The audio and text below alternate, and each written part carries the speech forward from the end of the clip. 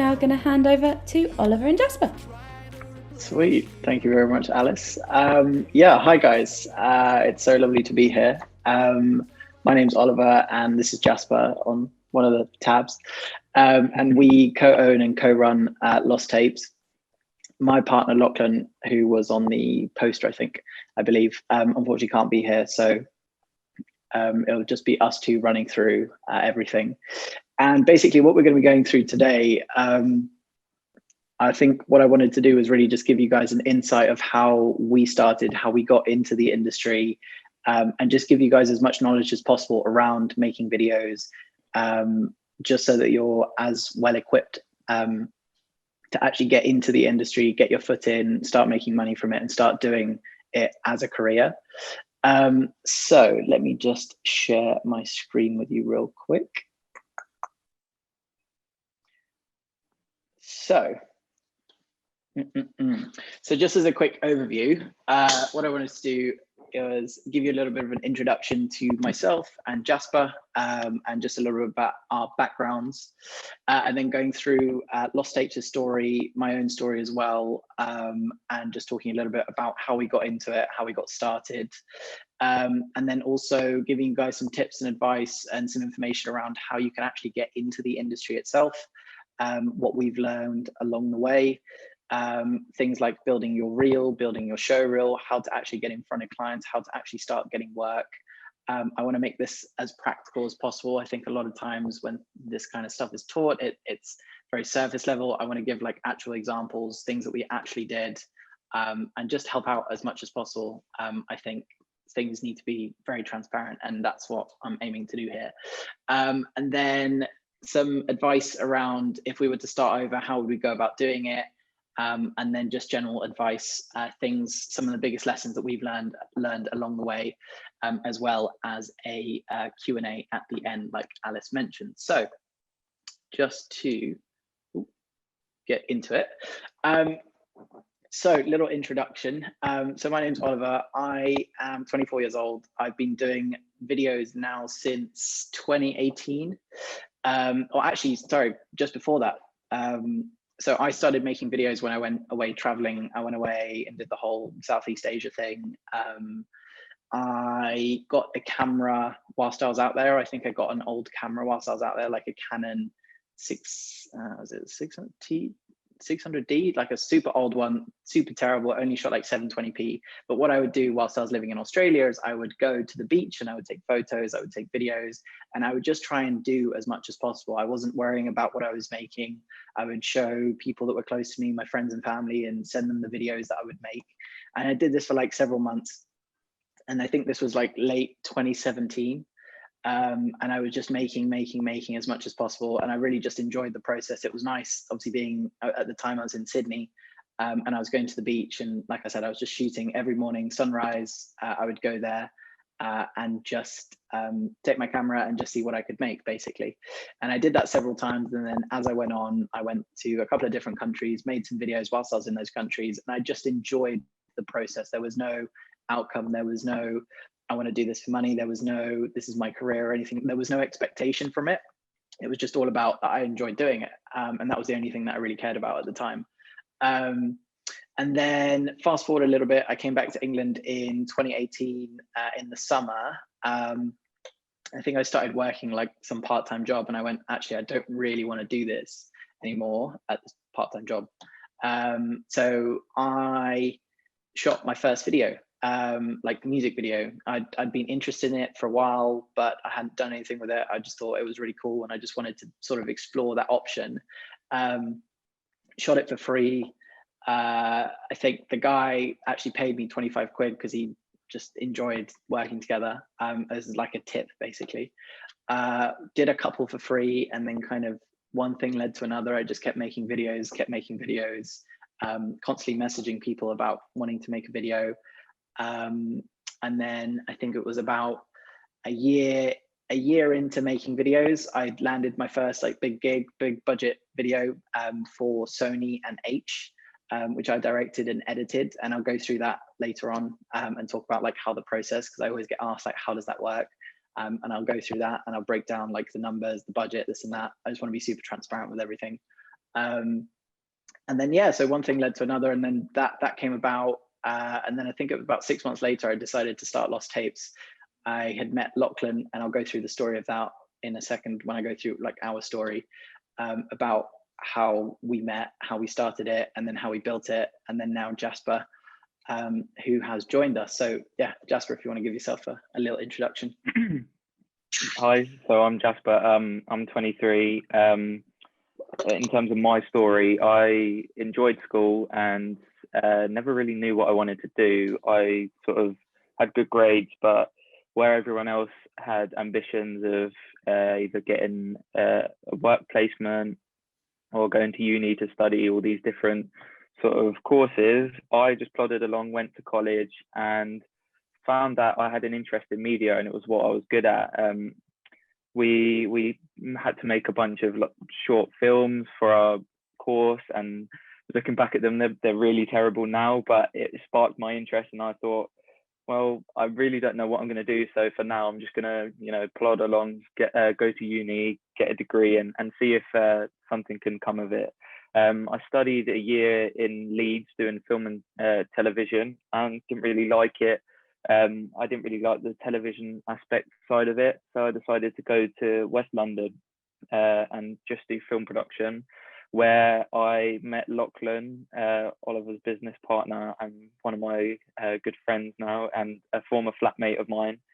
And yeah, we grew, we learned a lot about ourselves and about filming and all the sort of theory and practicality related stuff in terms of making films and so on. And in our last year, so I finished, I graduated last summer. Last summer I graduated, like and a year ago. Like yeah, eternity.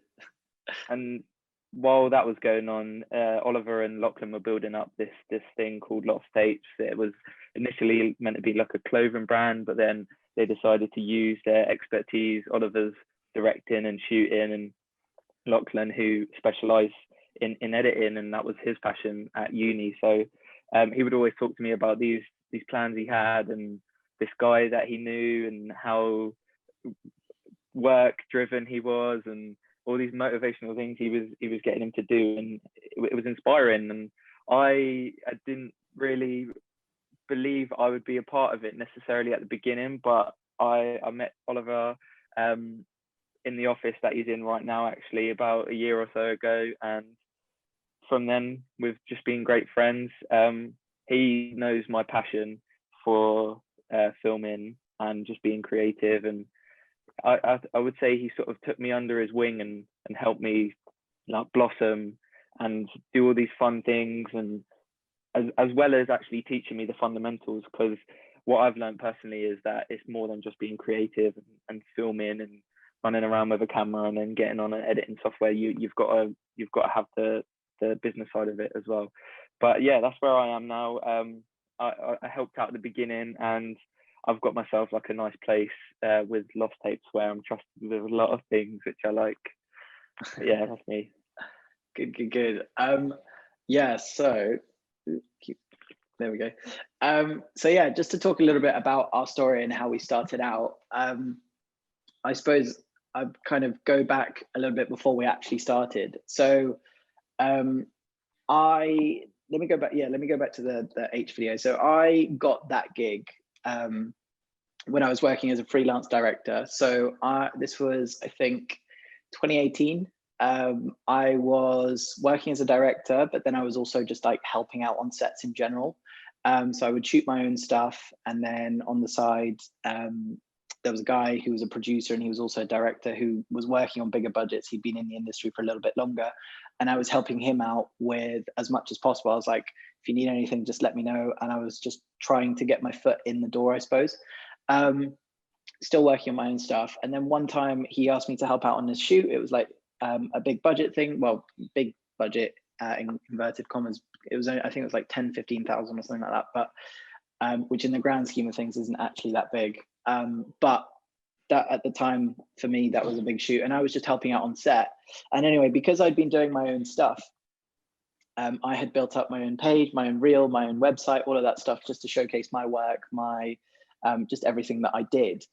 And on that set, there was a production company. Now, the production company is essentially, and I'll go through this, how sort of things work in the industry in a little bit more detail later on, but the production company is essentially the one that oversees the whole thing when it's a bigger shoot.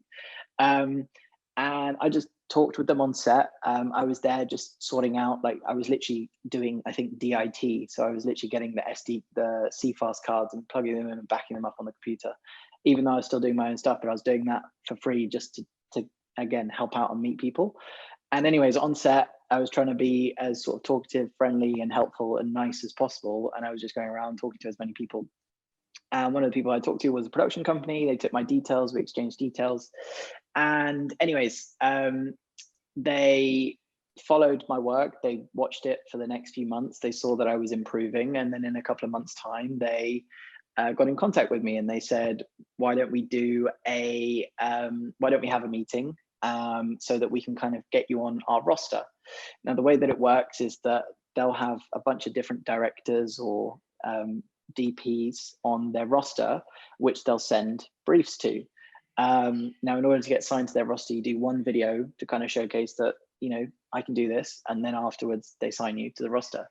So anyways, had the meeting with them. Then they sent me a bunch of different briefs. So what happens is the record label will, and this is for music videos specifically, but what happens is the record label, like Sony, will have a brief. So they'll have a budget and they'll have a rough outline of what ideas they might have or what they want to do for the artist. This is a new track that's being released. This is the rough ideas. And then they send it through, and then they send it through to production company or to a commissioner, which is kind of like a middleman between a director and the record label, and they'll send it out to all the people that they know. So anyways, that comes through and I pitch it and then I win it. And it was a bit of an up and down situation because I won it, but then they said they wanted to go with someone else. And then I bought a ticket to go to America because I thought I didn't get it and I just wanted to go to America and I wanted to meet people in America. And then when I was in America, they said, actually, no, they want to go with you instead. So I had to buy a ticket back. But anyways, which was like literally 2 days before the shoot. But anyways, so yeah, got on the shoot, did the shoot, and put the edit out, which did really well. And then what happened was, and this is how it all ties in, is that Lachlan, I didn't know him at this time. I had no idea who he was. He messaged me on Instagram. So he found me in the credits from the video, said, really loved it, and asked me like a question of how I did like a certain effect or something. I think it was like the face tracking thing. I was like, oh, that was really cool. How did you do that? So yeah, I responded, and this was, I think, like August 2019, I think. Responded, didn't really think anything of it, and then just left it. And then a couple of weeks later, he then messaged me again, following up, just saying like, oh, I've got some locations if you ever want to use them. And he was just being like super helpful. Again, I don't know this guy, but he's just messaging me and I'm obviously responding and saying, oh, thank you. And then he messaged me again. And we're just what's called keeping top of mind, which essentially he's not overdoing it. He's not sending me messages every day asking, can I help out? Can I help out? But he is asking to help out, but he's doing it nicely, where he's doing it over the course of like several weeks and just making sure that if I ever think, oh, I need someone to help me out, and I go, who do I get to help out? Because he messaged me only a few days ago or, you know, recently, I go, oh, I'm going to get him to help me out. And that's what happened. I had a shoot coming up. I said, I need a hand. And then because he had messaged me recently, I was like, who can I get? And I looked through my DMs and I went, oh, I can get him to help out. And so I think that's something that's really important, because I think a lot of you guys in the stage where you're at is trying to get your foot in the door and get on sets or meet people and do your own thing. And messaging people is one of the key components, which is just putting yourself out there. Not to do it because there's bad ways of doing it and there's good ways of doing it. The way he did it was a really good way. We ended up doing the shoot, and then over time we sort of ended up realizing that we got on really well. And then we just sort of started this thing because we wanted to do something together. And I wanted to, at the time I was doing basically a little bit of everything. I was directing, I was shooting, I was editing, I was producing, I was doing the whole thing. And I didn't want to do the whole thing because it is quite exhausting to do the whole thing, especially over the course of like a year and a half. So I would do the shoot, he would do the edit, and that's how we sort of built things out. And as Jasper touched on, when we actually first started it, we wanted to do a clothing company just because we thought it was cool, but it didn't really come to fruition. We did sell some stuff, but I was like, the clothing and fashion industry is like a whole separate thing, so I'm not getting into that. I'm just going to stick to what I know here. So anyways, one thing led to another, and then lockdown hit. The first lockdown hit, and so we took some time apart. Lachlan was doing uni and was finishing up uni, and then during that time, I was just kind of like honing my skills. I bought a couple of like online courses to try and figure out and learn as much as possible about not just the creative side of things, but also the business side of things, which I think is like 50%, if not more, of the actual like being in this business. Whether you're an actual freelancer, whether you're working at a production company and have got a job, whatever it is, getting a grasp and understanding of that is super important, which again, I'll go through later on. But yeah, we just went after lockdown. I think in the summer, things started to ease up a little bit. So we kind of just went fully in. Lachlan has now finished uni.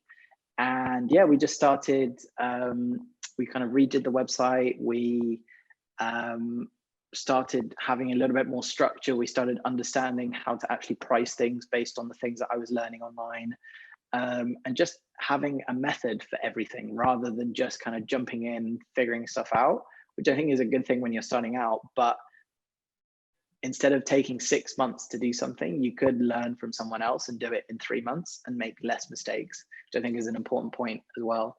So yeah, and one thing led to another, and we expanded out, not just doing music videos, but we do commercials. For example, we're doing crowdfunding videos. We do a whole variety of different things, and we actually offer different services now. We have a guy, a part of our team, who helps us running advertising campaigns. So we'll do the video and we'll run the advertising campaign. We do strategy. We do like loads of different things, and we work with a combination now of online brands and businesses as well as music videos. So that's sort of how things have progressed to where we're at right now.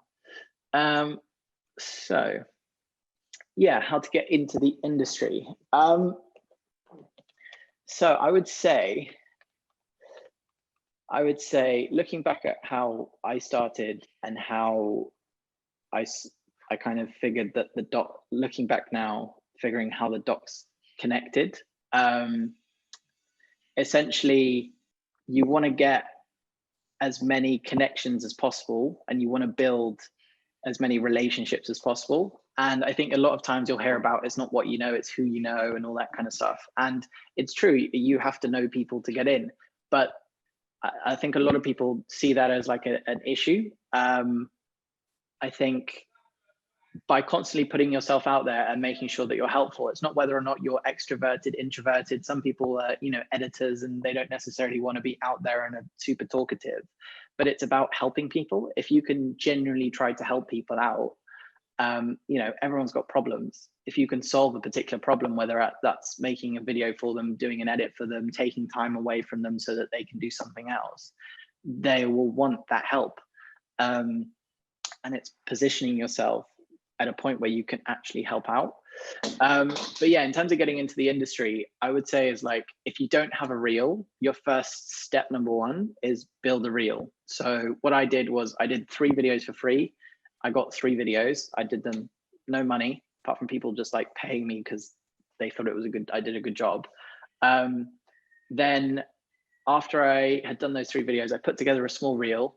And then all I did was I went on Instagram and I just showed people, I just sent them my work. I just said, hey, literally what I sent was, hey X, and this was to artists, this was to small brands.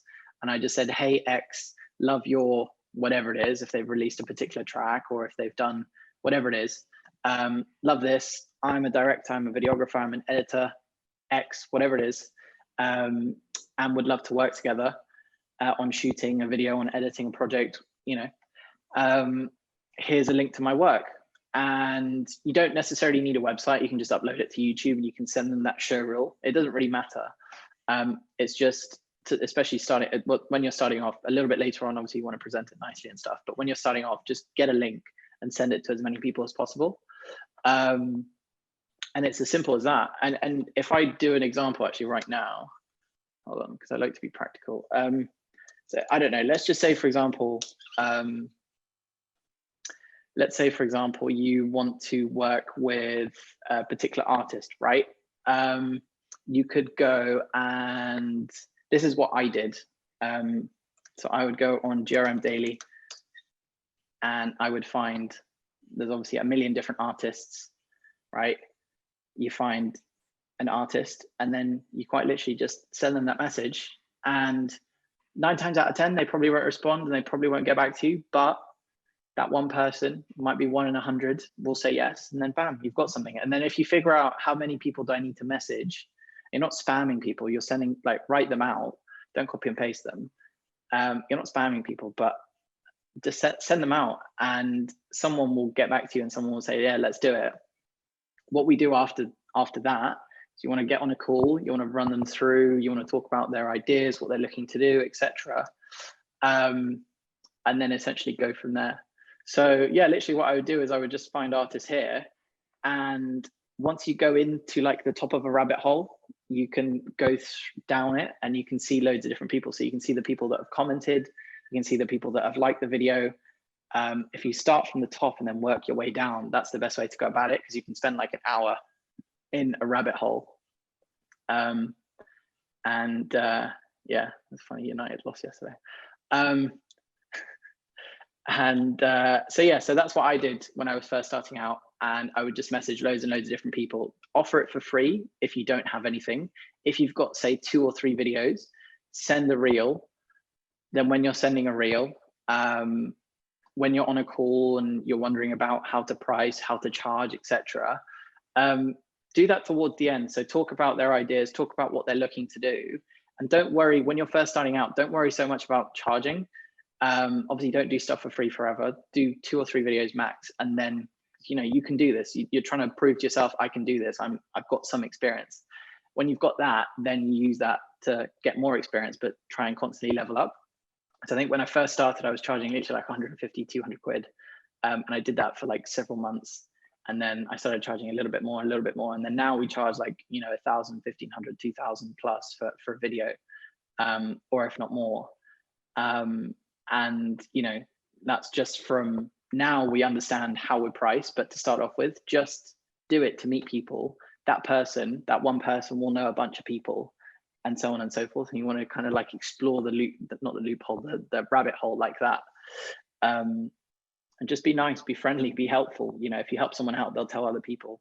And that's how you want to get work. You don't want to constantly message people. You want people to talk about you, and then you get work through referrals. That's your ideal source. But yeah, this is literally what I did. Now, let's just say, for example, you are an editor, and you don't know how to, put together, you're like, how do I get in contact with people? Another route, and this is what Lachlan did, was just look at your favorite video on YouTube. I don't know, I'm just going to type in, let's just say Skepta, this first video here. And if you go into the credits, and you can see who did the video by. Now, a lot of times, if it's a bigger video, you might have a production company, and then you'll see like a huge list of people. You might want to email the production company and say, hey, I'm looking to get experience, can I help out? You might want to email the director, hey, I'm an editor, can I help out? Now, bear in mind, when you're first starting out, if you're emailing bigger things, they're going to have an editor already, but that doesn't mean you can't help out that editor. You're like, can I take something from you? As in, can I save you time? Can I save you money? Whatever it is, find a way to help them out. And then people want to be helped. They don't want to have a million problems. They want to have one less problem. So if you can show a way to help someone out, then you'll get through. So that's if you're if you're an editor and you want to find, but yeah, just look in the credits. At the end of a video, there's usually a production company. Now, in terms of finding an email for a production company, here's a little tip. So let's just say I go production company UK, and I'll talk about like the structure of how it works usually in the industry. let's see, UK's top 40 film production companies. I'm going to do like a live example. I haven't actually, let's just see. Bedlam Productions, right? Copy paste, Bedlam Productions, London-based independent. Right, cool. So they've got their email right there. That's probably not the best example, actually. Let me see if I can find something else. Big Talk Productions. So yeah, award-winning film and TV, and they do the Peep Show. Huh. Sick. So it's not. Oh, it's not. Yeah, it's right. their new series. Yeah. Oh, it's different. Okay, I see those two guys on the Peep Show. So this is a really cool tool that we use. Now you can obviously click contact, and sometimes on the about page they might have, you know, who's here. They've got a number which you can call, and you can say, hey, like if you call them, you'll stand out so much more. You'll say, hey, I've just graduated, or I'm looking to graduate. I'm, you know, looking to get into the industry. Is there any way I can help out? Just get your foot in the door, because it might not be that that particular thing becomes bigger, but you'll learn so much from doing it. And it doesn't even have to necessarily be that you're getting money from helping out to start off with. Just get in to help out, and those people, if you do a really good job with them, they'll tell other people and they'll have connections themselves because they've been in the industry for several years. So yeah, so let's just say, for example, there's this tool, it's a Chrome extension called Hunter, which is super useful. So you can download that. It's just a free Chrome extension, and it'll tell you the email, and you just simply just click copy, paste, and then email them across that you want to help out. Now, in terms of actually making your email different, because we get loads of emails, people saying, can I work out, can I work for you guys, can I help for free, whatever it is. And there's good ones and there's bad ones. Like I was saying, the good one, the bad ones are always talking about themselves, like what they want to do, whereas the good ones are about how can I like help you. And if you just frame it and think about how do I word my email so that I can help these guys out, you're like, well, how do I help them out? You know, I'm just starting out. But just offer to take something specific off of their plate. Don't be like super general and say I'll help out anywhere, because me as a business owner, I don't want to think, what can I get this person to do? Because I've already got a million other things on my mind. I don't want to be thinking like, oh, what can I get this person to do? I want to be like, oh, actually, that's an issue. Yeah, you can sort that. Because that's how they'll think. You have to put yourself in a position. These people are busy. These people have loads of things to do. These people are running a business. They aren't going to entertain an email that's just talking about yourself. It has to talk about how you can help them with a specific thing. So do some research into something, see what they're working on, just be very specific. Don't make it open generic. Make sure that you're typing each one out and actually making it directed towards that person. One thing that we had luck with recently, especially with artists and companies that we've spoke to, is when you're outreaching to people, dive into their work. You know, if they're a musician, talk about a song of theirs that you like, why you like it, who does it remind you of. If you're trying to outreach to like a production company like this, talk about their work, you know, because with everyone, we all want to hear about what we're doing well, and get that sort of recognition. And so that's something to keep in mind as well when you're trying to outreach to all these people. Yeah, make it super specific. Like look into a recent project that we've done. That's why because Lachlan talked about a specific thing in a specific edit, meaning he's watched it, he liked it, and he's appreciating it. And you know, if someone compliments you on something and a specific thing, then they're genuine about it, you're like, oh, thanks. You know, if someone's just like, yeah, cool, you know, and does it and they don't care, you can sense that they don't care. So yeah, super important point. But yeah, as you can see, there's like loads of different options. And I think this is the point that I'm trying to get across is you don't need anything. You don't need gear, resources, this, that, and the other. You have everything that you need in front of you as long as you got your phone. Like honestly, you can do anything. Everyone that you need to contact or everyone that you need to know is on your phone, whether that's a client that you want to work with or a production company or whoever it is that you want to work with or work for. They're both there, whether you go freelance route and you're doing your own thing, or whether you work for a big production house. There's loads of different ways to get in, and you just got to put yourself out there as much as possible. That's the main thing to do. Starting out, a good thing to keep in mind is the sort of how can I say, the more niche parts of the industry that you're looking to go into. So after a bit of time in the industry, I've realized that if I was to go back, it would be to try and aim specifically for like commercials and music videos, because the turnaround time for them are so much quicker. You know, there's so much going on there, a bunch of different teams doing a bunch of different things. There's loads of artists that are wanting music videos all the time. There are loads of companies that want promo videos, adverts, all this sort of stuff all the time. And if you were to try and get on board with like a big production company that does films or TVs, you're going to need a lot of like a big show reel behind you. Whereas these smaller adverts, smaller promos, music videos and stuff, like I said, it's a quicker turnaround time. You know, they need people that will help, that are interested, and all that sort of stuff. Yeah, no, exactly. And just going off of that point, in terms of like how the whole industry actually works. So essentially, let's just say you've got big brands. They do, you know, online water bottles. I don't know. They do online. They sell water bottles, and they're a huge brand. It's Chili's, right? Now they will work with an agency, whether that's a marketing agency, a creative agency, or just a big, huge agency like ones like Ogilvy. They're a huge agency. So they'll work with them on like huge retainers. So they pay them a big monthly fee, and basically those guys, they'll have meetings and they'll talk about strategy and what's next for the brand and this and that, and what kind of cool campaign can we do next.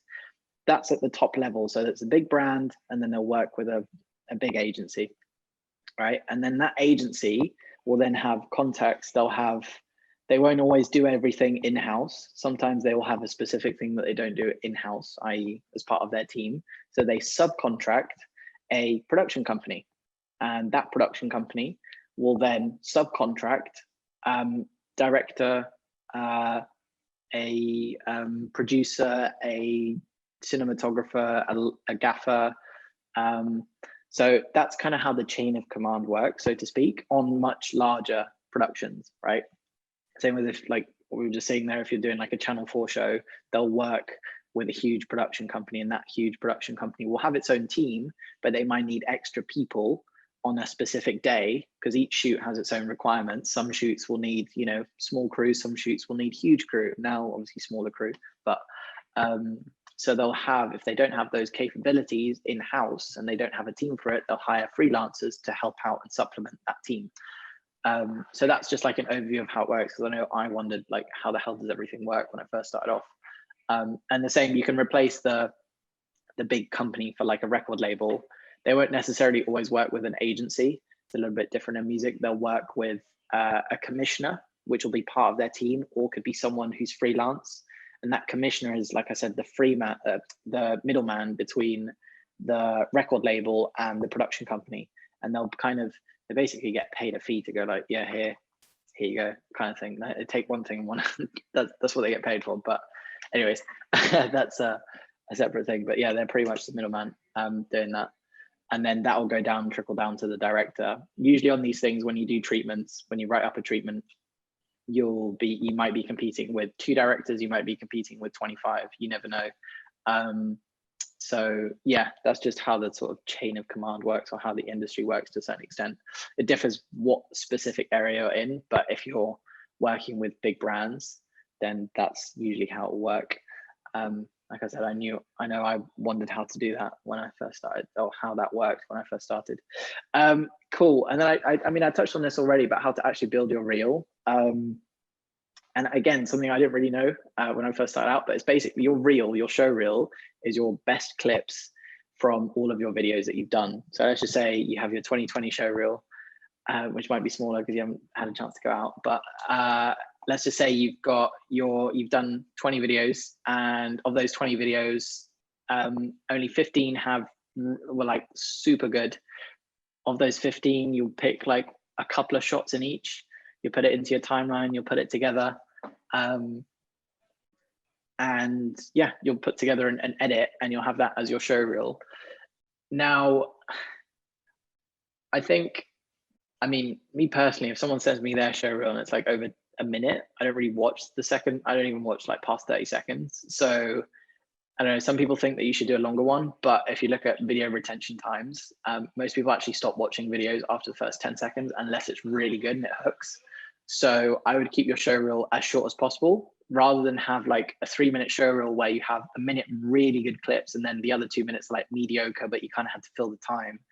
You'd rather have 30 seconds and everything in there is really good. Because what they're looking, that when you send it to people, whether it's a production company, whether it's an artist, whether it's a client, whoever it is, they're just looking to see, can you do the job? That's it. So it doesn't need, have a variety of different stuff. You might have 2 show reels. You might have one for music. You might have one for your branded stuff. You might have one for documentaries, or you might want to put it all together. It really just depends on what you're going for. But yeah, I would say have a shorter one and make sure that everything in there is like really, really good. And what you're constantly trying to do is just make sure that every year your reel is better, basically. Just keep trying to improve it. The better your reel is, the more likely you are to charge more, and be able to, just improve your sort of positioning with things. So make sure you're constantly investing, whether it's into lighting, into gear. Now, when you're starting out, you don't necessarily need that stuff, but as you go on and you grow and you get better, then gear does make a difference, as long as you know how to use it. But obviously, because you've been doing it for a year, 2 years, you understand how things work. But don't worry about it if you're just getting started. I think just before we go on to the next slide quickly, that photo of you as well was quite funny. I know, right? I just realized. It was just not the best photo of me either. But just a final point on your reel. Even if you don't have projects that you've worked on or been paid for or whatever, do anything that you feel will communicate how good you are at doing one particular thing, whether it's a type of editing, whether it's color grading, whether it's type of camera shots. You can make spec ads, spec music videos, which are just fakes, basically. That is something that I did initially when I was trying to get a reel together, just to flex my sort of creative talent and stuff like that. Yeah, no, that's really true, actually. I think that's something I forgot to cover was spec ads. So when I say work for free, it doesn't necessarily have to be with like an actual client. It could be, I feel like making a fake Nike ad. So you might, buy some Nike clothing and you get your friend to wear the Nike clothing, and you make like a 30-second, a minute long ad, like a fake ad for Nike, and you say, this is what I could do for you. And that in and of itself is good enough. If you've just done, say, music videos and you want to expand out into commercials, you can do something like that. You can just buy some clothes, or you can get a friend who's a model, or whatever it is. Just use the resources that you have and make a video around that. And that can be your free work. Like, it doesn't have to be that you work with a client and then you do those for free. It just means get something on your show reel, get a case study so that you can show someone, I can do this, basically. Yeah. And it definitely helps going forward to actually getting projects over the line. We've seen examples where people, instead of handing like a written treatment over, they've sent of them doing the effect or the camera work or the editing that they say they're going to do in the video. And because obviously there's money on the line and people's image to protect, they want to know that you can do it. So yeah, spec ads are definitely the way to go. I think they're just as important as getting actual projects into your show reel. Yeah, like the way that I got, so my first ever project, before I even did a music video, my first ever like moment that I went, cool, I could actually do this as a thing, was when I was traveling. I got asked to do like a travel video for a tour company, a travel company, back when you could travel, and they basically gave me like half price off the tour, which I think, looking back now, I probably could have asked for the whole thing free. But anyways, this is when I first started. But that alone came from just because I had gone out, taken my camera to somewhere because I liked doing it and it was fun, to a beach and just taking shots because, it's what I wanted to do. And then I come back to the house, I would edit something together. And then when I met that person who said, yeah, let's do this travel video, I just showed him that and he was like, oh, cool, he can do it. Even though it was for free, but it kind of, again, it was like a stepping stone. So yeah, all right, just next slide. That's not a very good picture, but anyways. Should have vetted the pictures before I put cool. So in terms of what I mean by starting over is, if I was to start again from scratch, like how would I do things differently, and knowing what I know now, or what we know now, what would be implement sooner? I think it's like a double-edged thing, because on the one hand, you know, you're only where you are because of the things that you did in your past, and you kind of, you know, one thing led to another, and kind of being happy for where you are because of everything that's happened and what you've learned from doing it. But I think there's still always things that could potentially be changed or could be improved. And I think one of the main things would be learning more about the business side of things earlier on, because what happened was I didn't understand like the fundamentals. And for a lot of people in the creative industry, this is all like super boring stuff. It's not necessarily that interesting. You'd rather just be out making stuff, but you also want to be able to, you know, live and do what you want to do full time, and not having to, you know, sacrifice that because you don't understand like the fundamentals and all the basics of everything. So one of the things that we've implemented recently is breaking projects down into phases. We've also implemented, and I mean, this is a year ago now, but we've implemented doing contracts, basic agreements, understanding like project milestones, and just making it come across way more professional, rather than, yeah, I can do your video. Can you do this price? Yeah, cool, that's fine. All right, cool. And then move forward with it. There's a whole process to things. So the way that we do things now is, and I'll talk you through like our entire process. So let's just say, for example, right, the most recent video that we just closed is a crowdfunding video. So we're doing a video for like a CBD brand. Now, we got that from a referral. Someone passed us their details. They got in touch. And what we did was we jumped on an initial call. We understood what they're looking for. We call this a discovery call, right? So you understand, you know, 15, 20 minutes or so, you understand what they're looking for. You break down, okay, cool. This is kind of the direction of the video. This is the feel of the video. You're looking for a 2-minute video. You're looking for animation. You're looking for XYZ, whatever it is. And you understand like what the project is. Then what we do after that is we put together a proposal.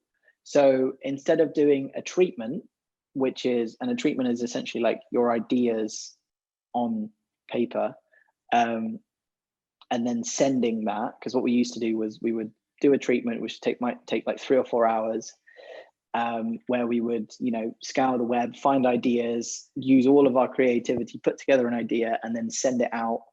And then hopefully they liked it, but we would just send it. We would email them. They might email back saying, yeah, that's cool, let's do it. But we don't do that anymore. So we put together a proposal. Now in this proposal, what we'll do is we'll have one slide where we just outline the idea. So we're not going into detail about the idea. And obviously we've had a discussion about what the idea is, but we don't go into detail. We don't give them like our creative brain.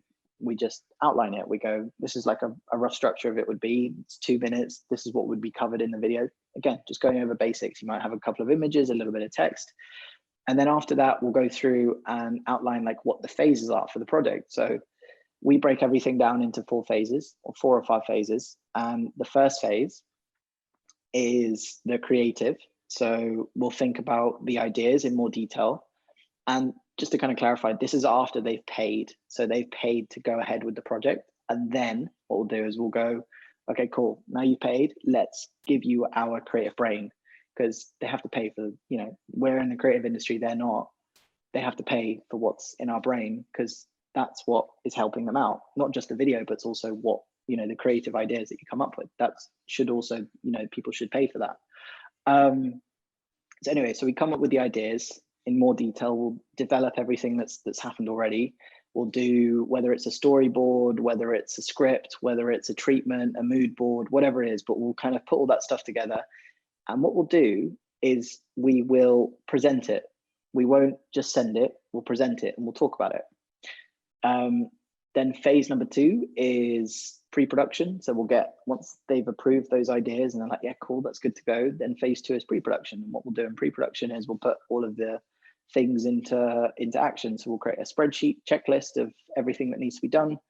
And And again, we'll have another meeting with them and we'll talk through everything, whether it's locations, props, actors, everything that's needed into one place. Again, once that's approved, we do the shoot. We'll send out a call sheet. We'll sort the shot list out. Everything that's needed for the shoot, we'll do the shoot, which is phase 3, and then phase 4, which is the edit. And then we'll move on to the edit. We'll outline to them how many revisions they have. We'll outline how long it's going to take. We'll outline like a timeline, and then what we'll do in this proposal as well is we'll outline what the budget's going to be. So in the previous call, we would have talked a little bit about what the budget is. Now, if you're working with a larger client, you might go like, what's your marketing budget? If you're going with a smaller person, you might just ask what's their budget, right? So we'll take that information and then we will put that into our proposal, and we'll outline what all the phases are. And now we've got templates that we use, and we just chop and change things here and there, but we've got like a central template that we use now for all of our presentations. We'll run through it with them on a Zoom call. If they're happy with everything, we'll tell them what the next steps are. And the next steps are, we'll send across an agreement, which outlines everything that they get. So there's no confusion. It's like, oh, I thought you could do like 20 revisions. Like, no, this isn't unlimited, which is also a really annoying thing when people say, can you just add that one? It's like, no, you have to pay for that. So yeah, we'll outline everything in the agreement. We'll send it across, they'll sign it. Once it's signed, then we'll send across an invoice. Now, one thing that we've implemented recently is doing payment in phases. So what we used to do was 50% upfront, 50% afterwards. But what we do now is we do 50, 25, 25. So 25 after the shoot and then 25 after the edit. Now, the reason we do that is what was happening before is that we do 100% of the project. We finished everything, we spent hours on it, but we've only collected 50% of the payment. So it was for us, as like, well, sometimes these clients they take ages to pay. And it's like, well, I can't afford for a client to take 2 months to pay because I've got to pay for stuff myself. So the way that we go around that now is to start a project, you pay 50% upfront. Then once we've done the shoot, you pay 25%. And then once you pay 25%, then we'll go onto the edit. So that's worked quite nicely for us, just because it allows everything to kind of like level itself out rather than being, and then we do all the work and then it's like, can we get paid? And then it takes ages to get paid. So yeah, so that's our process. And then if they're happy to go ahead with that, we'll send them all that stuff and then we'll kickstart the project. So we've got payment, we've got agreement, we understand what the project timeline is, we understand what the project budget is, we understand everything, what all the deliverables are, we're all in agreement of everything, and then we'll start the project. And then when we start it, like I said, we'll go through the creative, we'll do all the treatments, mood boards, this and that, present it, and we'll manage them throughout the entire process, rather than before, which was just jump on a call with them and talk everything through, and then it's done. We do a Zoom, we record the Zoom, we make sure that all the notes are there. We always email everything. This is really important, actually. Always have a paper trail. Never just agree to something over the phone. Always have a paper trail. That has come to bite me so many times when this was before, when you would agree something and then they thought you agreed something different. And all it does is causes hassle and stress, which you don't want. Make sure everything's written in an email. And if it's written in an email, there's no second guessing. You're like, well, actually, I said this and you agreed to it. And okay, there's nowhere else to go from there. Whereas if you said something, they could go, actually, this was said. And you're like, no, it wasn't said. So those are a couple of important things. And that's what we've implemented recently. But if we were going back, we would have done stuff like that. Because what happens now is we come across really professionally. Everything's organized. We have a software, a central database where everything's sorted. And so the client isn't worried that we're going to do a good job or not. They're more than happy to send across the money. And actually, Jasper, you'll vouch for this. Like, it's such a much easier process doing it like this when it's just structured, because there's no like back and forth. There's none of this. It's made life a lot easier, and you get paid more rather than a lot of the stress that happened before when we just like, honestly, doing a treatment for 3-4 hours, sending it across, and then you might get someone, it might not even go anywhere. And that's what would happen loads of the time. You'd send a treatment and you didn't hear anything back, and you just spent 3-4 hours giving all your creative ideas. Someone actually messaged me the other day saying that they spent ages doing a treatment, they sent it, and then the guy took the idea and did it with someone else because it was cheaper. So you don't want to do that because you're just wasting time and you've lost out. What you want to do is get them to work and then give them all of your creative ideas. I'm not saying don't give them something to start off with, but so that's probably the main thing that we would do starting out, or if we were to go back in time to and I suppose that kind of ties in with advice as well. And I think there's two ways to look at it, because when you're first starting out, you want to just get as much experience. When you've hit a certain threshold, and it's very difficult to like quantify that. There's no at this point, then do this. You'll kind of feel it. I think I felt it myself. I was like, actually, I should probably be getting paid more for this stuff. When you start to think like that, and when you start to feel like actually I'm worth a lot more, then that's when you change things. But you'll know when to do that. When you're first starting out, just focus on making really good videos, building up your reel. I don't know why I keep doing that. Making really good videos, building up your reel, getting experience, and meeting as many people as possible, because it is about who you know. But the only way you get to know people is just by building, you think about your friends, you talk to them, you ask them how they are, you built a genuine relationship. It's just the same, but with people that you work with. And in work, it's more about how you can help them out and what they need help with and providing that. And so I think if you do that when you're first starting out, and then you get to a point where like, actually, I could probably charge more, or I want to, make more money with this, or I want to go in a different direction, I want to get to the next level. Then at that point, you start thinking about, okay, cool. Well, how do I take the skills that I have and grow them and sort of make it a little bit more professional? So, yeah, I think that's pretty much everything I've got. So, well, I'm sure I'll think of more things, but I think it's good as well to have milestones and have something written. Aspirations and dreams. Obviously, you want to have your big dreams and your ideal, in where would I want to be in 10 years. But something that I've really appreciated recently is maybe a year ago when I was finishing uni, I had a lot of anxiety of, what to do, who to contact, should I be a freelancer, should I try and go to a production company? And I had a lot of quite simple, but, that it meant something to me, quite simple points in a diary that I kept. And it was that I wanted to like direct my own video. I wanted to get a show reel full of work that I've been paid for. And looking back at that now, that's, I've got a bunch of work that I'm so happy with, all paid for. Like and that was only 6-7 months ago, maybe even more, where I was writing these things down. And it's nice to reflect, and to keep adjusting your dreams, because you can get to one point in your career, you think, well, I've got that, I've achieved that, I want to go for more. And I think it's essential to always write down these things in somewhere where you can go back and reflect, because it makes you feel good and you appreciate your journey. In a career where it's dog eat dog, half the time you can even get feedback from difficult clients where they're asking, like Oliver said, to change so much. And at the end of the day, you're providing them with top quality service and a great video, or whatever you're providing. And you might feel a bit rubbish about yourself because you're like, they clearly don't like it because they've got this much feedback. But to set milestones within yourself and reflect on them. No, that's very true. That's very true. And as you're saying that, I thought of two key things as well, which I just forgot to mention. Was one was about managing client expectations through a project. So you've got to make sure that you're always on top of communication and you're letting them know. One of the mistakes that I made with editing when I first started was I would say 2-3 revisions, something like that. And this was before I did contracts. This was when I was just solo. And so sometimes what would happen is that, they would say, oh, can you just change this one thing? And that actually takes time. I've got to go onto my software, I've got to go onto Premiere Pro, and I've got to edit it, and then I've got to export it, and then I've got to send it. It can take like half an hour to an hour, right? And sometimes people call you at like 9 o'clock, 10 o'clock at night. It's like, I don't want to be dealing with that stuff at 9, 10 o'clock at night.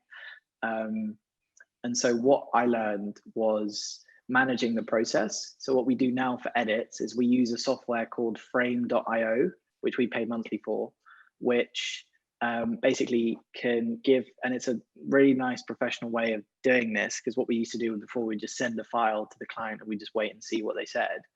What we do instead now is we upload it to frame.io, and what happens is they can make specific like time-coded changes. They can't download the video, so you don't have to worry about like watermarking it or anything like that. You upload it to there, they can see it, and they can make, you know, 1 minute and 2 seconds, can you change this shot? And they put in the comment, and it will tell you specifically, it comes up with all the specific changes that they had.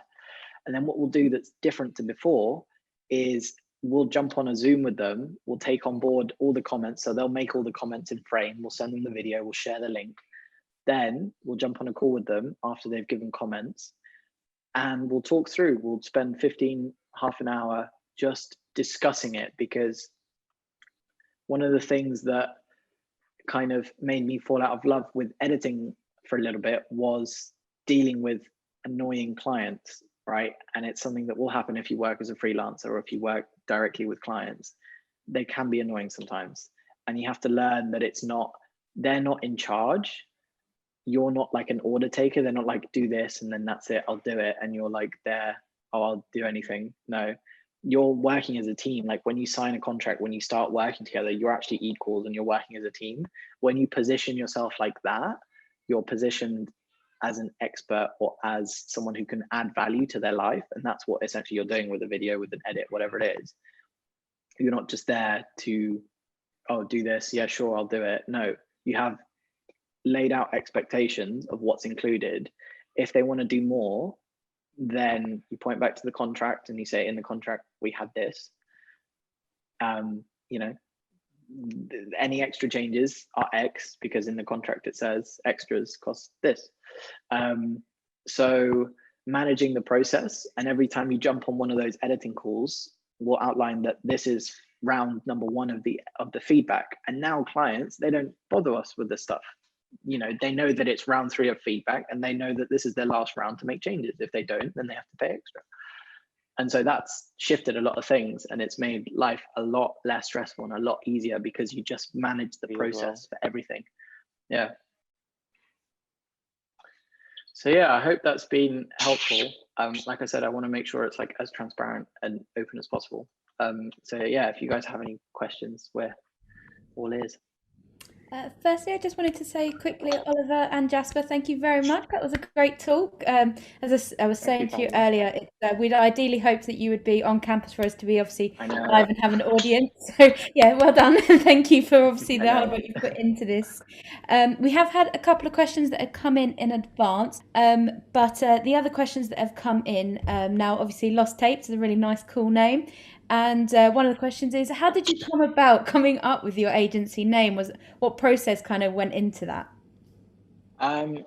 It was totally random, I'll be honest. It was I think Lachlan and I were just sitting in the office and we were just bouncing ideas, and then I think he said it and I went, that's actually quite cool, we should just do that. And then I think that was that. I think beforehand I tried like name generators. I don't think the names, like it's not super important. I think the most important thing is obviously getting clients, working with people that you want to work with, and then that will develop its name in and of itself. But it does also help as well, because I think for me it felt like I had something, even though nothing was there, but I felt like, oh cool, I've got this thing that's not me, and so that helped me. But yeah, it was totally random. It was just having a chat with my mate, and then it just kind of came about and someone said it, and that was that. Fortunately, it wasn't as extravagant or anything. Okay, perfect. Well, as I say, it's a pretty cool name. I hope that's answered it. Yeah. So yes, we've had a couple of questions coming through now in the chat. So firstly, who was your favourite artist that you've worked with? I would say Billy. You know, he was such a lovely guy. We did this video in when was it, in September or something, in Scotland. In Scotland, yeah. Yeah, this guy got us up there 2 nights. We shot by it was like this tiny little Scottish town on the coast. He was just lovely. He was so nice. He was so accommodating. Got us this really nice place, I mean, all expenses, travel, food, accommodation, etc. was obviously covered, but it was just really welcoming and nice to work with. Like, it was never an issue with anything. Then never really is issues, but we've worked with other people that are a lot more picky, but he was super chill. And was just like, it's nice when people go, this is your thing, like, you do you. Yeah. Whereas sometimes we work with people, and this is what we're adjusting now. Like I was saying, you want to be equals with them. Where they just let you do your thing. You know, they've hired you for a particular reason. They know that you're good at that thing. Just do that thing together, rather than them going like, oh, you know, being really picky with everything. You will get people that are like that. We've certainly had them, haven't we? So yeah. Billy Reiki is the nicest guy that we've worked with. Yeah. Very nice bloke. Yeah, he was. So we've had another question through of if you have any tips for good templates to use for your pre-production pitch. Yeah, actually funny. We actually do. We actually have them on the website. So one of our aims as a business is to also, basically everything that we use, we want to be able to offer it to other people because we found it useful. So we want to have it, and we also want to do it because we understand that most people who are in the sort of age bracket don't have like a lot of money to spend on stuff. So we want to make it affordable. But yeah, we actually have it on the website. I could share the link. I'm sure we can give like a discount or something. I don't know how we can figure something out, but and it's basically all the templates that we use for pitching stuff, whether that's treatments, that's like contract template, call sheets, mood board, and budget breakdown as well. So all of that stuff's included in there. For pre-production especially, you've just got to bear in mind what are the essential parts of your video, you know, whether it's location based, whether it's effects based, whether it's story based. You want to break it down into easy to digest sections for your client, you know. Yeah, exactly. And you want to draw up, especially on bigger things, and this is the role of a producer on set, but when you're doing your own thing, you kind of take the hat and you do the whole, you know, you're doing the whole thing. But yeah, you'll have to, if you've got, let's just say you've got, I don't know, £5,000 budget, and you understand what your take home is from that, then after that you'll have, in fact, actually, let me show you. Yeah, so for example here, got it. Yeah, so it's just like a super simple breakdown of kind of like what's the most commonly used, and then we use this for our own things when we need it. It's basically everything that's included in a shoot. And like I said, when you're working on a larger thing, you might have the director, you might have like a crew of 5, let's say. You've got the director, who might be yourself. You've brought in someone to help out with producing. You brought in someone to do camera op, and you brought in someone to do the lighting. And you might have a separate fee for each one of those people. And you might go, okay, it's £5,000 budget. I want to take home X. And you'll just pop it in and you'll just break it down. And then if you need to rent out any equipment, you have all that stuff there. If you need to get extra talent, you have that stuff there. You can add stuff in. But yeah, this is what we use sometimes if we do need it, if we have like a larger production. So yeah, so for example, for the H1, the budget for that was like was 10 grand. And then we had, I think, like 20 to 25 people crew. And then you've got to pay for their travel. Because it was in Manchester, we had to stay up there. So we had to have accommodation, food, the camera equipment, the locations. So actually the budget just goes really, really quickly when you're working on stuff like that, because the crew kind of eat up most of it. Although now crews are smaller, so but yeah, it's just like a breakdown of how sort of things work. Find a structure and keep to it, basically. Yeah, that'll make everything else so much easier. Yeah, exactly. Find what works for you and stick to that. That's the best way to go about it. It's not, you know, this is the one way to do things. Like, as a creative person, you kind of only end up being creative with video or editing, but you can also be creative in other areas, like how you actually go about doing things. It might not sound like a creative thing, but you can also make and create your own process and system and this and that, but actually managing projects. perfect. Thank you. So another one that's come through is, do you have a favorite type of project to work on? And if so, why? For example, is it music videos, ads, that type of thing? I would say personally music videos, because you can, what I try and do is try as many different effects, and that's, I try and make sure that I try something out new every time. So you have to incorporate it with the song and the story and so on. But yeah, music video for me personally. Yeah, I think mine's changed. When I first started out, it was music videos because I really enjoyed it. But I think when I did the H video, that kind of like ticked a box for me. I felt almost, I want to see what else I can do. I feel like I didn't want to, my goal wasn't necessarily to progress doing that. My goal was more, my goal's slightly different, I suppose. My goal was more to actually build an agency as a business, having worked in like all the different subsections of it. Obviously we're focusing mainly on video, but in terms of the projects that I enjoy, I think doing like this crowdfunding video is going to be really fun. We've not actually done a crowdfunding video before. We've done ads, but not like this. And I think this would be really, really interesting to do, especially because it's gone quite a relatively short time frame. But music, saying that, music videos are still fun as long as the idea is like, because a lot of times what happens is they'll be like, oh, can we get, you know, a big booty, you know, and we get girls, cars, and dogs and stuff like that. We don't, like that stuff great like 3 years ago when I first got started, but now I'm like, a lot of them are repetitive, or they were repetitive. So I don't really like to take on things, like I'll turn it down. I don't want to do stuff that's not at least pushing us to grow. And that's, I think, something really important, because you might get stuck in this kind of cycle of constantly doing the same types of things. And I realized about 1.5 years ago that wasn't actually what I wanted to do. And I ended up doing loads of videos in that section, but I was like, actually, I don't really want to do that. I want to do other stuff. And so opening out and expanding into other areas is super important. So yeah, just I think commercial videos, because it's a slightly newer thing, even though we've done them, but it's a slightly newer thing. So I think there's a bigger challenge, and I personally just like the challenge of the whole thing. That's why I want to do stuff that's different.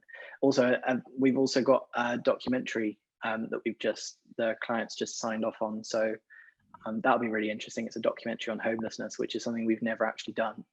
And we're trying to pitch it to Netflix. So that'll be quite interesting. It'll be really interesting, actually. Never done anything like that. So that's like our first time managing. We've actually got to raise funds for that. We've got to raise probably about 60 to 70 grand for that to go off. But they've kickstarted the project with like developing the creative ideas and stuff. So that's going to be probably like one of the biggest challenges that we have this year, which would be really interesting to get stuck into. That sounds great. Definitely keep us up to date with that. Let us know what's going on. Yeah, definitely. Hopefully see it on Netflix. Yes. Another one's come through. You talked about 4 to 5 phases of production. Do you take care yourselves of all these phases, or do you ever hire help out and ask other people to obviously assist? So when I said 4 or 5 phases, so let me just clarify. After the edit, we'll move into the color grade, and then the color grade will get signed off. Now, those initial 4 phases are us. So like I said, there's a team of myself, Lachlan, Jasper, and we've actually got another guy called Michael that helps us run ads. So phase 5 is the advertising side of things. Now, I'm not like an analytical guy. I'm not a data dude. Like, that's not my thing. So I have someone who is, and if you're not good at a certain thing, you can get someone who is. We also have like a network of creatives. So if we ever get something that's like animation based or artwork or anything along those lines, that's not like our core thing, like we can do it, we'll just bring in someone else. And then what we do is obviously we'll just charge the client X, they'll charge this, and then because we've obviously facilitated and brought it out and made it happen, and manage the project, then we'll take like the split in the middle basically. So that's how it'll work. But yeah, for like animation side of things, like heavy effect stuff, we don't do it, so we'll have to outsource and we'll get someone else in. And then ads, we've got someone on our team who helps us out with that. Perfect. So another one coming through. So I'm just going to try and talk myself through that. You talked about it through your showcase, but when dealing with failures that would take you out of the experience or would make you have second thoughts on the ideas, have you got any kind of feedback on that? Failures, yeah. I think actually, yeah. So after I had done that H video, I fell quite out of love with everything, just because I felt like I had hit a certain point. And so actually sometimes in success there's a failure because you don't know what's next. And I think that's what happened. And that's why I tried different things and did this and that. And it was kind of like I wasn't really progressing for 6 months. And so that, I think, was one of my failures, not necessarily doing that, but was just I felt very lost for like 6 months. Kind of fitting name, but I felt very lost for like 6 months. And yeah, I just struggled a lot. I'm just trying to think of any like major failures that we had. I think I've had, big mess ups with clients where, we've like fallen out because they were just way too demanding and we didn't set proper expectations. And those things like mess you up because you think that you've done something really badly, or you think that you've done something really wrong, when in actual fact it's not your fault. Sometimes there's a small element that you could have managed it better, you could have done this and that, by all means, and this was a while ago. But there's sometimes, it is also, they can, be not nice people, and they're not nice to work with, it's not good to work with. So, but yeah, those things can really get you down, because you're like, and you keep second guessing yourself, you keep thinking about certain things. So yeah, but yeah, what about you, Jasper? Did you have any like particular things that stood out to you over the past few years? One of mine personally, and it was since starting really, since making the transition from university into doing this for work, is self-care and having time to myself and having time off. And that's not taking days off, that's literally being strict with sort of times of work. So we tend to work from say 9 a.m. to 6. And when I was starting out, and because I was on a bunch of different projects, not just with Lost Tapes, but another company, I would try and get as much done as quick as possible, and often spend evenings and weekends just over work and not really having myself any downtime.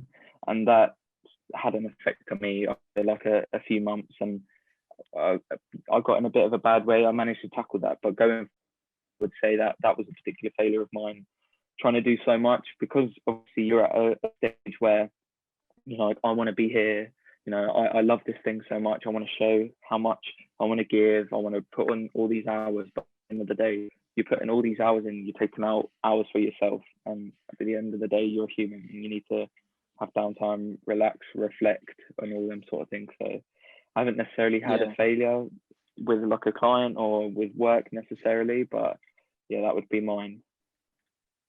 Yeah, no, I agree with that. I think when I first started out, I was like sleep deprived almost, because I was just trying to constantly work, and I didn't set schedules or times with clients. Like, you need your own stuff. And I think that's actually one of the ways that you burn out most. And that's one of the reasons why for like time, I fell out of love with it, because I just felt so burnt out and I didn't really have creative ideas. And I don't want other people to go through that, and understand that there are, certain time limits. Like, if I'm with my family in the evening having dinner, I don't really want a client to call me. I don't want to deal with sorting out a change on an edit. Like, it's not my issue right now. I'll sort that out tomorrow. Setting expectations with clients and managing their expectations has been honestly one of the biggest switches to not having as many problems and stresses, because they understand what they're getting and they understand where the boundaries are. And I think it's all about not being an order taker, but being a team. You're working together with them to achieve your goal and their goal. Your goal is to make better work and help them achieve their goal. So you're working together, and that's why it's a collaborative process, not you're going to do everything I say because I'm paying you. It's like, well, no, I'm not doing that. I've got other stuff to do in my life as well, So setting expectations and boundaries, which I learned the hard way. I think we both learned the hard way, which, just making sure that you don't this industry, you're going to be on set, so you're going to be doing things. You might have a nighttime shoot, you might have a 7 days a week, 1 week where you have shoots every day. But understanding that it's really important to actually have your own time as well, and not to just burn out, because you'll very quickly fall out of love with it if you do that. Whether it's with edits, because when I was doing my own thing, I literally had like 10 edits sometimes, and I would just, the last thing I wanted to do was edit, because I was like, I've got, like, as soon as I finish this one, I've got another one and another one, and it just becomes too much, and it becomes like, I don't want to do this. So trying to find a balance between that. Perfect. And I think it's essential also. Sorry, can I just quickly, while that's on the point, I think it's essential as well, especially being in the creative industry. What I've realized is it's integral to have interest in things that are completely different to your work. So obviously I grew up loving film and going into it that way, watching so many films, TV shows, blah, blah, blah. And you get to a point where it's all you're doing in the daytime. And if you've got a difficult client or it's just not working for you, you then, me personally, when I'm trying to have downtime, especially in lockdown, you're watching stuff on Netflix. And then you think about your work, and then it's just a cycle where you get frustrated again. I like to have my releases like watching football or gaming. They're things completely different to work that I can escape to, and I think that's important too. Yeah, definitely. Yeah, all I was just going to add in was the person who'd asked the question had said, thank you very much for your transparency of obviously answering that question with the answer that came back. Of course, yeah. We'll go through ups and downs. everything things suck sometimes. Especially at the moment. yeah, exactly. So we have been asked by Anna. She's asked, is there a Canon camera you would recommend? She's looking to invest in one, but not sure what to look for when comparing cameras. First question would be maybe what's your budget and how long have you been doing it for? I think if you're looking for like lower end, just get something that's like 1080 or 4K. I think if you're first starting out, I wouldn't worry about gear. It's when you've got a lot of things under your belt, and so it's difficult to answer because I don't know if she's been doing it for ages, and if so, then it's a different story. But if she's just starting out, just get something like what I used for ages was a Sony A7S II, because the A7S III has just come out. So the A7S II is cheaper if you get it on the secondhand market on eBay. You get something that's good.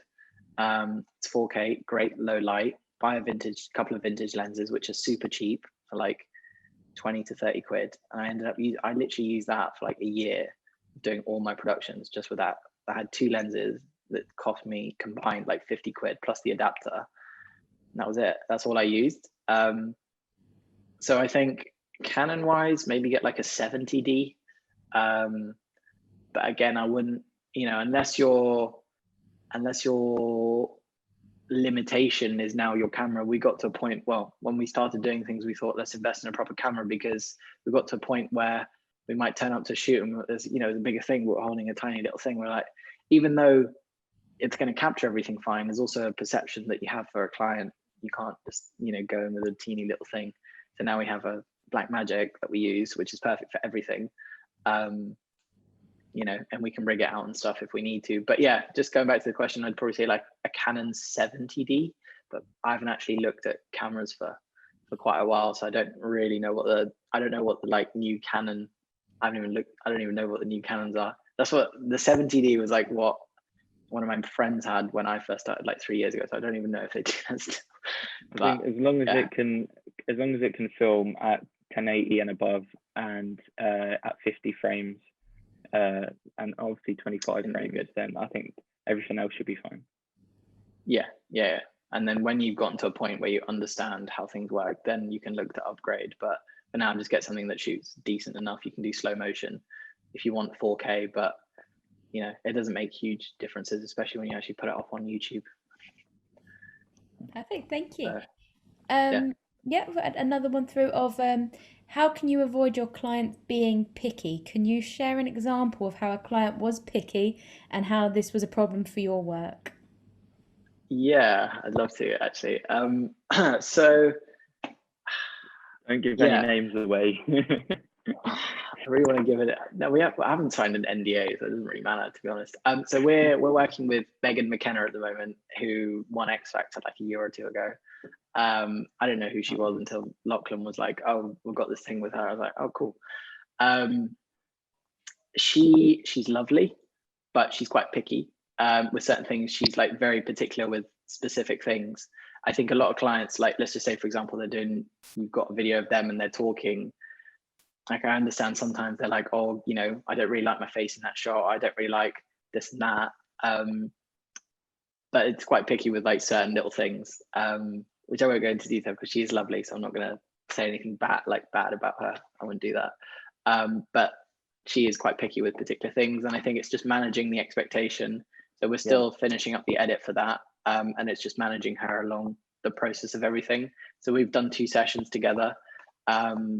But yeah, just like small little details. But I think that's also good. It's good in a good way because in a sense, because They care about it makes you they care about it, and also makes you be better because like all the small details that you might not necessarily pick up, and I'm talking like really small details like, oh, I don't like my finger or my hand is not in the right, whatever it is, small things, just addressing those and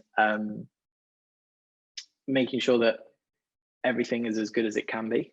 So I think it's like a blessing and a curse at the same time because it is like really, really minute details that no one's ever going to notice, but it's important to them. And so you make it sort of important to you, but you also manage along the process. And she knows that there's not more than 3 edits. So after these changes, then we go into the color grade and the final touches. Yeah. I think it's integral as well to be super, super clear, just have everything written down. Like Ollie said earlier, a paper trail helps, if you're on a call with someone, just go over things, go over things a few times. They're okay with it, write it down. And then once you're on the shoot or once you're editing and they say, oh, I don't like this, doesn't work, blah, blah, blah. You say, well, no, we agreed on this at the beginning. I think it works. Again, like Ollie said earlier, you're the creative head. They've employed you for a reason. Believe in yourself. It's a back and forth. But believe in yourself. Yeah, they're not always right about all the changes. Like you can have pushback in an edit if they say, can you make all these changes, and you just go, yeah, sure. Like this is why we have calls, because before we would just send it and they would ask and then we would make the changes. But now because we're on a call, you can actually have a discussion about something. I don't like this particular shot. I was like, oh, we actually really like it. We think it works. And you give your reasons why it worked. And for example, one of the guys, Tom, for example, like we changed some of his opinions because we were like, actually, we really like that. We don't want to change that. And he was like, I see where you guys are coming from because we explained it and you can't do that over email. It's better to jump on a call and run through everything like that. So yeah, I hope I answered that, but I can't go into too much detail with Megan, but yeah, she's lovely, but picky. Yeah, she is lovely. I'm very conscious of time because we're obviously coming towards the end. I've got one question left through on the chat at the moment, and it was, have you ever directed fiction films? No, we haven't. Not yet, anyways. Not yet. I mean, we're open goal of mine. Definitely. Yeah, we're open to expand that into any area, but we haven't yet. No.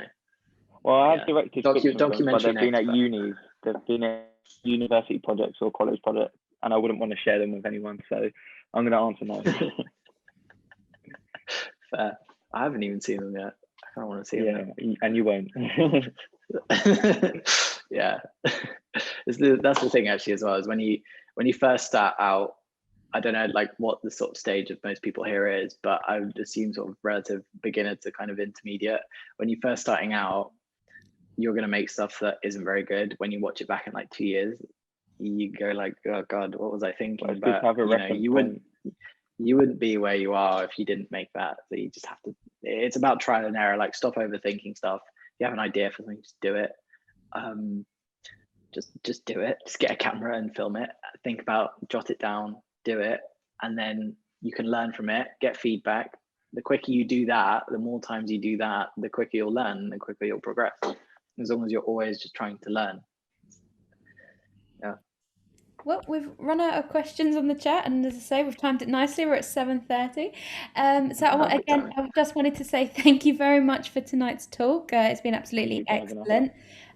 For the audience, just so you know as well, one of the things that we had been hoping to talk with everyone today is the idea that obviously if you for Lost Tapes, if they are looking for work and needing assistance with things, then there were possibly internship possibilities. However, obviously due to lockdown at the moment, it is somewhat harder to get a bit more involved.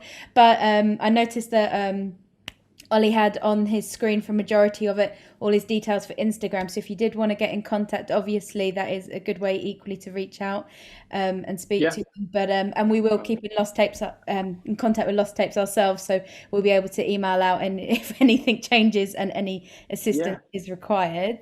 Definitely. I think what I'll do just real quick, I'll put my email in there as well if you do want to email with any questions whatsoever. And I'll do my best to respond. But yeah, if you've got any particular questions, either DM us or send me an email. Be happy to help. We're also doing as well, we're doing like one-to-one coaching. So if you do want to do that, then again, just message us and we can like go through any particular problems, issues you might be having with a client, any questions you might have, just literally anything in general. And we'll kind of get into the specifics about things, but yeah, we're also offering that as well. So if you're interested, then just message us and let us know. All right, well, thank you very much. And we will be emailing everyone, obviously, once we do have the edited version of this from tonight.